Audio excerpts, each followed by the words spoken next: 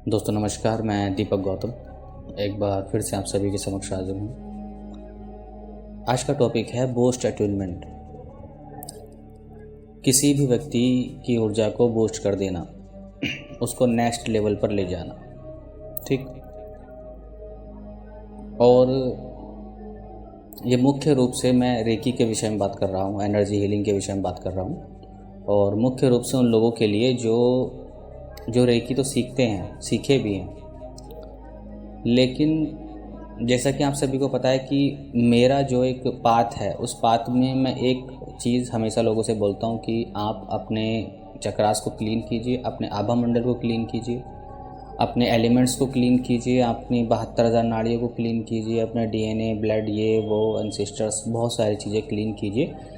तब जा कर के आप एक ऐसी शरीर का निर्माण कर पाते हो जो किसी स्पिरिचुअल, जो एक बीइंग्स होती है, एक शक्ति होती है, जिसको आप महाविद्या बोलिए या फिर शिव, भैरव या किसी भी प्रकार की स्पिरिचुअल एक्टिविटीज़ जो आप करते हैं, उन सभी शक्तियों के साथ मर्ज करने में या जिसको ट्यून करने में मदद मिलती है। लेकिन होता यही है कि मैक्सिमम साधक इस बेसिक्स चीज़ को ही नहीं समझ पाते हैं या इस बेसिक्स चीज़ को क्लियर ही नहीं कर पाते हैं। और पिछले कुछ समय से एक अजीब सी धारणा चल रही है कि मतलब किसी को कुछ भी उठाकर दे दिया जाता है, कुछ भी उठा करके उसको साधना दे दी, कुछ भी उठा करके उसको दीक्षा दे दी, कुछ भी उठा करके उसको बोल दिया कि भाई शमशान जाके मंत्र पढ़ने बैठ जाओ, बिना किसी जानकारी के, बिना शरीर का सिद्धांत समझे, बिना एनर्जी का सिद्धांत समझे। और इसी वजह से पिछले कुछ सालों में एक ऐसा दौर आया है जहां पर अध्यात्म के नाम पर सबसे ज़्यादा इंसानों को मिसगाइड किया जा रहा है। जबकि सभी लोग जानते हैं कि पुरातन काल में जब किसी व्यक्ति को शिष्य बनाया जाता था तो उसकी एनर्जी पर पहले वर्क किया जाता था, योग के माध्यम से, प्राणायाम के माध्यम से या और भी बहुत सी एक्टिविटीज़ के माध्यम से। दरअसल वो सारी चीज़ें कुछ और नहीं, आपके जो बॉडी में, आपके जो चक्रास में, आपके एलिमेंट्स में, आपके जो ऊर्जा पात में जितने भी ब्लॉकेजेस होते हैं उनको क्लीन करने के लिए वो एक्टिविटीज़ कराई जाती थी। उसके बाद उस शख्स को दीक्षा दी जाती थी कि आप कोई साधना कीजिए। लेकिन पिछले कुछ समय में क्या हुआ है कि एक अजीब सा एक मैटर बन चुका है कि व्यक्ति को सिर्फ दीक्षा दे दी या दीक्षा के नाम पर सिर्फ एक मंत्र दिया और उसके बाद उसको बैठा दिया शमशान में, बैठा दिया अपने घर पे, बैठा दिया किसी चौराहे पे, किसी खाली स्थान पर, मंदिर में, और बोलते हैं कि बस जाप करता जा, जाप करता जा, जाप करता जा। अब सीधी सी बात है भाई, आपकी ऊर्जा जब इतनी मैलेफिक है, इतनी मैलेफिक है, आपकी सोच बहुत मैलेफिक है, आपका ऑरा बहुत मैलेफिक है, आपके चक्रास बहुत मैलेफिक हैं, आपका जो स्पिरिचुअल पाथ है वो बहुत मैलेफिक है, तो भाई आप किसी ऐसी हायर बीइंग से कैसे जुड़ जाओगे, कैसे कनेक्ट कर लोगे? सिर्फ मंत्र पढ़ने के अलावा कुछ नहीं कर पाओगे। और वही आजकल चल रहा है। तो इसीलिए मैंने अपने एक प्रोसेस में हमेशा ही लोगों को बोला है कि भाई पहले बेसिक लेवल क्लियर ज़रूर करो, बेसिक लेवल की हीलिंग वगैरह हमेशा करते रहा करो, या कम से कम स्टार्टिंग में आप यही कीजिए। लेकिन कोई मानता नहीं है, मानता कोई कुछ भी नहीं है। और ऐसा नहीं कि वो मानना नहीं चाहते हैं, मेरी बातें समझ में आती हैं लोगों को, जो लोग समझना चाहते हैं। लेकिन प्रॉब्लम एक ये हो जाती है कि वो व्यक्ति इन ब्लॉकेजेस के कारण कभी भी एक सही डिसीज़न नहीं ले पाता, ठीक है। 12-12 घंटे गधों की तरह काम करने वाला व्यक्ति 12 मिनट, 15 मिनट, 30 मिनट अभ्यास करने में रोता है। जानते हैं क्यों? क्योंकि वो व्यक्ति तो नहीं, लेकिन उसकी ऊर्जाएं जानती है, उसका नेगेटिव चार्ज जो उसके बॉडी में बना है, उसके आभा मंडल, चक्रास, एलिमेंट और सूक्ष्म नाड़ियों में बना है, वो ये जानता है कि अगर पॉजिटिव शक्ति ये क्रिएट कर पाया तो कहीं ना कहीं उनका नाश हो जाएगा। तो वो आपको वो करने नहीं देती हैं, आपके विचारों को विकृत बना देती हैं, कभी आपके फैसले ख़राब कर देती हैं, फिर संकल्प शक्ति आपके पास है नहीं। तो ऐसे में साधक सिर्फ अपने आध्यात्मिक होने की इच्छा को सिर्फ इच्छा लेकर बैठा रहता है और कुछ नहीं होता। तो यहीं से शुरू होता है मेरा शॉर्टकट। मेरा शॉर्टकट ये है, मैंने एक ऐसा ट्यूनमेंट तैयार किया है जो मुख्य रूप से रेकी वालों के लिए। हालांकि जो मंत्र एम्पावरमेंट ले चुके हैं, अट्यूनमेंट ले चुके हैं, उनको भी बूस्ट करा सकते हैं, लेकिन जो रेकी वाले हैं मैंने उनके लिए ऐसा अट्यूनमेंट तैयार किया है कि उनकी रेकी सिर्फ उनकी सोच के माध्यम से काम करना शुरू कर देगी। भले आप पूरे दिन कुछ भी कर रहे हो, खाना खा रहे हो, पानी पी रहे हो, काम कर रहे हो, मजदूरी कर रहे हो, ट्रैवल कर रहे हो, कोई फ़र्क नहीं पड़ता। एक बार आपने स्टार्ट की तो पूरा दिन चलेगी। हालांकि ये लेवल्स भी आता है, अगर आप बेसिक लेवल को क्लियर कर लेते हो, अच्छी खासी प्रैक्टिस कर लेते हो, तब ये चीज़ हो जाती है। लेकिन ये है कि जिस व्यक्ति ने रेकी ली है और वो प्रैक्टिस ही नहीं कर पा रहा है, 2 दिन 4 दिन 5-10 दिन की, उसके बाद ब्रेक कर दी महीनों के लिए, फिर करने बैठता है, फिर ब्रेक कर देता, फिर करने बैठता है, फिर ब्रेक कर देता, तो वहाँ पर जो एक प्रॉब्लम क्रिएट होती है ना, वो होती है उनका समय। क्योंकि वो शरीर से थकने लगते हैं, दिमाग से थकने लगते हैं उस प्रैक्टिस की वजह से। तो इसीलिए मैं एक ऐसा अट्यूनमेंट लेकर आया हूँ जो लोग रेकी करते हैं, चाहे वो मास्टर लेवल के हीलर हों, ग्रैंड मास्टर लेवल के हीलर हों, अगर उनको अट्यूनमेंट्स मिले हैं, वो रेकी नहीं करते हैं, तो इस अट्यूनमेंट के बाद वो व्यक्ति सिर्फ चलते फिरते या किसी एक स्थान पे 5 मिनट के लिए बैठा है, चाहे वो कहीं भी बैठा है, अगर वो इंटेंशन सेट कर दे तो पूरा दिन उस व्यक्ति की हीलिंग होती रहेगी। क्योंकि मैंने सभी से बोला कि अगर आप अच्छे से हीलिंग कर ले तो जिन पॉइंट्स की मैं बात करता हूँ, जैसे चक्रास, ऑरा और आपका एलिमेंट और आपके डीएनए, ब्लड, आपका आभा मंडल, या जो उससे जुड़ी बहुत सूक्ष्म कोडें हैं, या फिर वो मानसिक स्मृतियाँ, जो फ्रिक्वेंसीज़ जो फालतू की आप इधर उधर से ले रहे हो, किसी व्यक्ति से जुड़कर, किसी नेगेटिव व्यक्ति से जुड़कर। कई बार हम आभा मंडल को प्रोटेक्शन में नहीं रख पाते हैं, तो किसी एक गम के मारे व्यक्ति से मिलते हैं तो खुद भी गम के मारे हो जाते हैं, ठीक।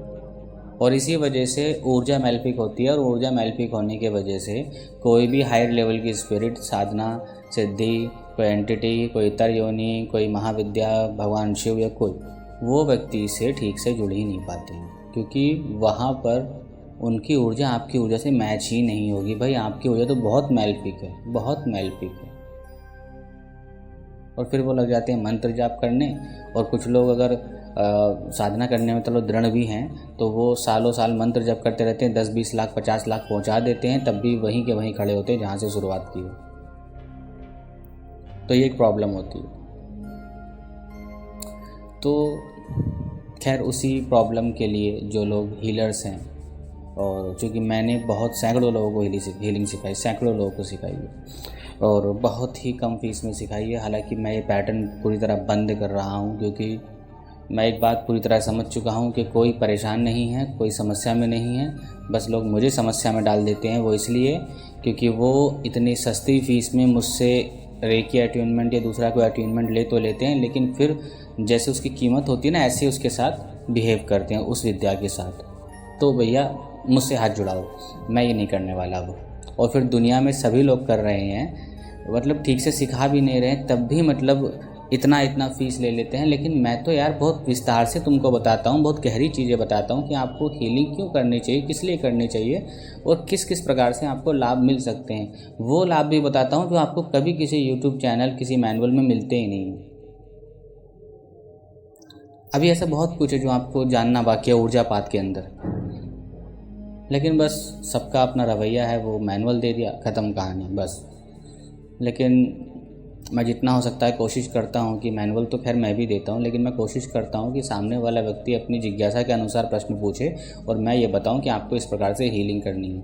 अभी फालतू की 50 तरह की चीज़ें मैं हीलिंग के बारे में बता करके किसी के ऊपर थोपना नहीं चाहता हूँ, क्योंकि उससे सामने वाला और भ्रष्ट हो जाएगा, वो समझ ही नहीं पाएगा कि आखिर मैं करूँ क्या, शुरुआत कहाँ से करूँ।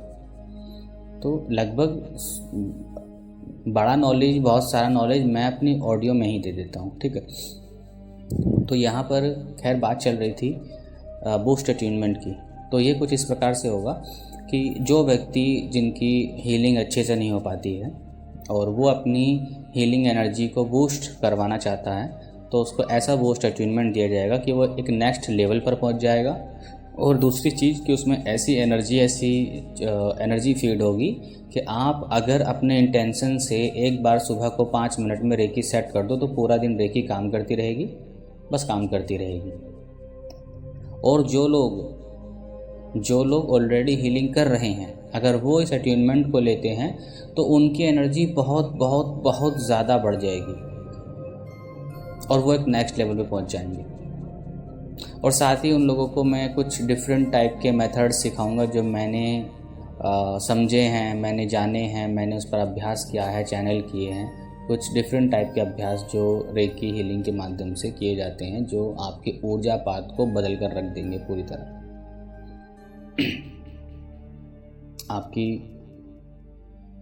आपकी ऊर्जा शरीर और आपके भौतिक शरीर के कण कण से हर एक नेगेटिविटी, चाहे वो नेगेटिविटी कितने ही पुराने जन्मों की क्यों ना हो, वो सब निकल करके खत्म होने लग जाएगी। ठीक, तो ऐसा नहीं है सिर्फ उन लोगों के लिए है जो ऑलरेडी रेकी कर रहे हैं या अभ्यास नहीं कर पाते, ये सभी के लिए है। लेकिन मुख्य रूप से मैं उन्हीं के लिए कह रहा हूँ कि जो लोग अभ्यास नहीं कर पाते हैं वो एक पैटर्न में उलझे हैं, और जैसे ही वो लोग अपने इंटेंशन से रेकी को चालू करके करने लग जाएंगे तो वो नेगेटिविटी हटने लगेगी, जिससे उनका जो मन का उच्चाटन होता है वो उच्चाटन ठीक हो जाएगा। जब उच्चाटन ठीक हो जाएगा तो आप फिर उस पाथ पे आ जाओगे, फिर आप आध्यात्मिक होने लगोगे। ठीक है, फिर आप आध्यात्मिक होने लगोगे। फिर आपको मन करेगा कि मैं साधना करूं, आपका मन करेगा कि मैं हीलिंग करूं, आपका मन करेगा कि मैं क्लीनिंग करूं, आपका मन करेगा मैं मंत्र जाप करूं। और ये आपकी सोच से काम करेगी, सिर्फ सोच, मन से। अभी तो आप घंटों बैठे रहते हो, अपनी एकाग्रता ही नहीं लगा पाते हो कि मैं वहाँ हीलिंग हो रही है, तो उसका आप अभ्यास करते हो तो आपको बहुत माइनर सा इफेक्ट आता है। लेकिन इसके बाद आप सिर्फ सोचोगे और उसको सेट करोगे अपनी बॉडी पर, अपने ऑरा पे, अपने चक्रों पे, अपनी पंच महाभूत पे, या फिर अपने सभी 72,000 नाड़ियों पर, 3 तत्वों पर, तो वो इंटेंशन से काम करना शुरू कर देगी और आपको लाभ देना शुरू कर देगी। तो ये अट्यूनमेंट लगभग सभी के लिए ज़रूरी है। हालांकि ऐसा नहीं है कि मतलब हो सकता है कुछ लोग पूछें कि यार ये तो आपको पहले ही देना चाहिए, तो नहीं। देखिए, दीक्षा मैं दे चुका हूँ, जो लोग रेकी सीख रहे हैं या फिर सीख चुके, दीक्षा मैं उनको दे चुका हूँ, ठीक, जो लगभग सभी देते हैं। ये बूस्ट अट्यूनमेंट है, उस ऊर्जा को बूस्ट कर देना, यानी कि उसको बढ़ा देना और बढ़ा करके एक दूसरे वे में ले जाना जिसमें आपकी सोच के माध्यम से रेकी काम करे। तो इसकी फ़ीस पूरी तरह अलग होगी। कोई ये ना सोचे कि मैंने उनसे ग्रैंड मास्टरशिप तक अट्यूनमेंट लिए हैं तो मैं वो मेरे लिए फ्री ऑफ कॉस्ट करेंगे, नहीं, बिल्कुल नहीं भाई। हालांकि मैंने तो ग्रैंड मास्टरशिप के पैसे, मतलब जिसे फ़ीस बोलते हैं, मैंने उतनी ली भी नहीं है। मतलब पिछले कुछ सालों में मैंने 1000 में 3 लेवल लोगों को दिए हैं और कचरा कर दिया है मैंने पूरी रेकी प्रणाली का, मैं सही बताऊं तो। क्योंकि 1,000 में हीलिंग लेने वाले, उस विद्या को लेने वाले लोग उसकी वैल्यू नहीं समझते, मिट्टी समझते हैं। जैसे उनके लिए 1000 रुपये मिट्टी है, वैसे वो मेरी विद्या को मिट्टी समझते हैं। तो ये गलती अब मैं नहीं करने वाला। अब बहुत हो गया, बस बहुत हो गया। अब फीस उतनी होगी जितनी होनी चाहिए, ठीक, फीस उतनी होगी जितनी होनी चाहिए। बाकी मैं और उसमें डिस्काउंट वगैरह नहीं करने वाला। क्यों? क्योंकि मैं क्यों करूं भाई, कोई नहीं करता है। और मैं अपनी ऊर्जा क्यों खर्च करूं? पिछले 2 साल से मैं अपनी इतनी ऊर्जा खर्च करता आ रहा हूं कि मैं सच बताऊं कि मैं अपनी पर्सनल लेवल की ऊर्जा को उतना नहीं बढ़ा पा रहा हूं जितनी मैंने अट्यूनमेंट के माध्यम से, एम्पावरमेंट्स के माध्यम से बांट डाली है चारों तरफ। और इसी वजह से मैं ऑडियो भी थोड़ा कम देता हूँ, क्योंकि मेरे पास कोई ना कोई मॉडलिटी होती है हमेशा, और फिर वही चीज़ें कि बहुत कम फीस में उनको मॉडलिटी दे दी और अपनी विद्या का कचरा कर लिया। ठीक है, सामने वाले ने भी कचरा कर दिया और मैंने भी कचरा कर दिया। तो मुझे ये सब मंजूर नहीं है, बिल्कुल मंजूर नहीं है। अपनी विद्या कचरा मैं नहीं करना चाहता। मैंने एक लंबा अभ्यास किया है, अच्छी खासी रिसर्च की है, तो मैं इसका मालिक हूँ कि मैं ये तय करूँ कि कोई मुझे कितनी फ़ीस देगा इसकी। बिल्कुल, ये मैं अधिकारी हूँ इस बात का, ये मेरा अधिकार है। और जिन लोगों को मैंने हमेशा बहुत ही कम फीस में या फिर उनकी प्रॉब्लम को समझते हुए अट्यूनमेंट दिए हैं ना, उन लोगों ने कभी ठीक से कुछ किया ही नहीं है। रियल तो ये है। अभी आप 2 दिन पहले की बात देख लीजिए, मतलब मैंने एक पूरा स्क्रीनशॉट भी डाला था, हालांकि ऐसे लोग आते रहते हैं। मतलब कि एक तो मैंने बहुत कम फीस में, मात्र 2000 में उनको मास्टर लेवल तक रेकी सिखाई, और सिर्फ सिखाई नहीं, मतलब अटेनमेंट दे थे। मैंने उनसे कहा था कि अगर चूँकि उन्होंने प्रॉब्लम इतनी सारी मुझे बताई और थी भी, तो मैंने कहा कि ठीक है आप एक काम कीजिए।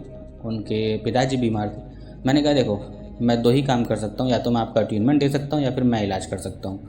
अगर मैं उपचार करूँगा तो मेरी फ़ीस फिर बढ़ जाएगी, क्योंकि मैं अटेनमेंट तो एक बार आपको दे दूँगा, लेकिन उपचार के लिए मुझे डेली बैठना पड़ेगा और मुझे परमानेंट हीलिंग देनी पड़ेगी। जो उनकी कंडीशन है उसके हिसाब से शायद महीना लग जाए। तो उन्होंने कहा ठीक है मुझे आप अटेनमेंट दे दीजिए। मैंने उनसे इतना भी कहा कि ठीक है अटेनमेंट दे रहा हूँ, और अगर बीच में अगर आपकी एनर्जी बूस्ट करनी हुई तो मैं कर दूँगा, इसलिए ताकि आप कम से कम एक समस्या से निजात पा लें। तो मैंने उनसे फ़ीस ली, उनको मैंने अटेनमेंट दिया। अगले दिन मैंने कहा कि पूरा दिन आज फ्री रहिए, और मतलब कोई कुछ करना नहीं है, और आपको जितना हो सके आपको पानी पीना, और शाम को मैं आपको अभ्यास दूंगा। अब शाम को उनको अभ्यास में जब देता हूँ तो वो अलग ही लेवल से बात करना शुरू कर देती हैं। कोई लेडी थी, ठीक है, कि आप मुझे डील ही नहीं कर पा रहे हो। मतलब जब मैं आपको मैसेज करूँगी कि आप मुझे अभ्यास दो, तब आप मुझे अभ्यास दोगे, आप अपनी तरफ से कुछ नहीं करोगे। अब मैं यार 2 दिन तुम्हें साला हुए नहीं हैं, अभी से ही तुमने मेरे अंदर भांग बो दी है, 2 दिन मात्र नहीं हुए। उसके बाद मुझे 50 मास्टर की वीडियो भेजने लगे, आप ऐसी वीडियो बनाइए, इस तरह क्लास दीजिए, आपका सिस्टम तो बहुत बेकार है, आपने तो मुझे बेवकूफ़ बना दिया। साला 2000 में मैंने तुम्हारा बेवकूफ़ बना दिया, फिर मेरे पैसे रिफ़ंड कर दीजिए और आप 100 रुपये काट लीजिए। 100 रुपये 100 रुपीज़। साला पानी पूरी खाने जाओ ना तो 100 रुपये की गटक लेते हैं और अगले दिन निकाल देते हैं, और मैं तुम्हें रेकी ऊर्जा दे दूँ 100 रुपये की। इतनी फूकती है अंदर से कि क्या बताऊँ। तो मैंने तो हाथ जोड़ लिया ऐसे लोगों से कि जो मुझे, मतलब मैं मास्टर हूँ लेकिन मैं लोगों को सेटिस्फाई करूँ, ये एक अलग ही चलन चलने लगा है। अरे भाई तुम मुझे सेटिस्फाई करो ये बताकर कि मैंने जो आपने बताया मैंने किया है, और आपने जो बताया आपने 10 बताया मैंने 20 किया है। लेकिन यहाँ साला उल्टा ही चलन चलने लगा है जब से इस दुनिया में ये मतलब स्टूडेंट को सेटिस्फाई करने का सिस्टम चला है ना, उस दिन से साला देश नर्क में जा रहा है। बेंचो माफ़ी चाहता हूँ। और यही हो रहा है। मतलब एक तो विद्याएं इतनी रेयर चीज़ होती हैं, ऊपर से तुम्हें कोई मास्टर दे रहा, तुम्हारा समर्पण ही नहीं है। और समर्पण छोड़ो, तुम चाहते हो कि मास्टर तुम्हारे सामने नाचे घूमे और तुम्हें डेली फ़ोन करे, तुम्हें मोटिवेट करे क्योंकि तुम नर्क में जा रहे हो, क्योंकि तुम्हारी बुद्धि काम नहीं कर रही है। तो भैया उसकी फ़ीस दो, तुम्हें डेली फ़ोन करेंगे हम लोग। डेली फ़ोन करूँगा, सुबह करूँगा, शाम करूँगा, दोपहर को करूँगा। लेकिन 1000-2000 रुपये दे के तुम सोचते हो कि मेरी बातें, मेरा नॉलेज सिर्फ चवन्नी भर का है और चवन्नी के हिसाब से इस बंदे से मुझे नॉलेज निकालनी है, तो भैया मेरे पास ना आया करो, बाढ़ में जाओ, कहीं जाके मर जाओ। टीचर्स की इज्जत करनी नहीं आती है, वो तुम्हें अटेंशन दे, वो तुम्हारी गालियाँ सुने। कितने रुपए में? 2000। लो मैं तुम्हें 2000 देता हूँ, मेरी गालियाँ सुनो बैठकर।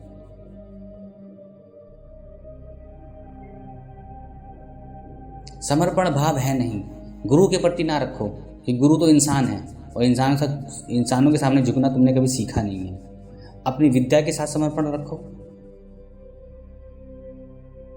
तुम तब शिष्य माने जाओगे जब कोई व्यक्ति, कोई गुरु, कोई शिष्य, कोई टीचर तुम्हें बोले कि तुम्हें 10 करना है, तुम 20 करके दिखाओ।